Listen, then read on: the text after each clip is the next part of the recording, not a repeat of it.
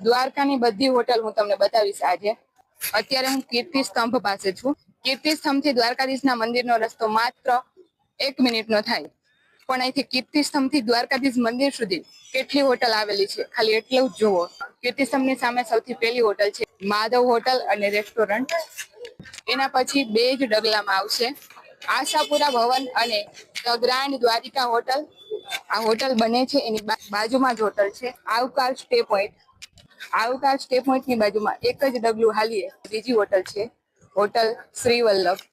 આ હોટલને ટચ કરીને જ પછીની હોટલ છે hotel Gomti view.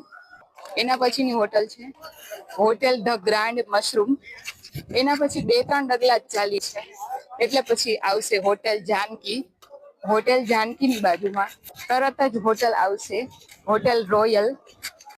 Royal hotel ની બાજુમાં જ હોટેલ શક્તિ નિવાસ નું બોર્ડ મારેલું છે એટલે એ પણ અહીંયા બાજુમાં જ હશે.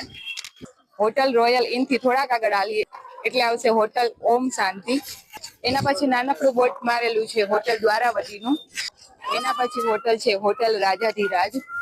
એના પછીની હોટલ છે હોટેલ ગોમતી જે રાજાધિરાજ હોટલને ટચ કરીને છે. એના પછી હોટલ ગોમતીને ટચ કરીને છે સોરઠિયા પ્રજાપતિની સમાજવાડી. ત્યાં પણ જો કોઈ પ્રસંગ ન હોય તો સ્ટે માટેની જગ્યા મળે છે. સોરઠિયા પ્રજાપતિની સમાજવાડી પછી તરત દ્વારકાધીશ જગત મંદિર માટેનો રસ્તો આવી જાય છે. ખાલી કીર્તિ સ્તંભથી લઈને દ્વારકાધીશ મંદિરના ઢાળિયા સુધી જો આટલી હોટલ આવેલી હોય તો દ્વારકામાં કેટલી હોટલ આવેલી હશે તમે ખાલી વિચાર કરો. અને જો આમ છતાં તમને દ્વારકામાં હોટલ ન મળે તો પછી દ્વારકાધીશ તમારી સાથે લીલા કરે છે એમ માનવું.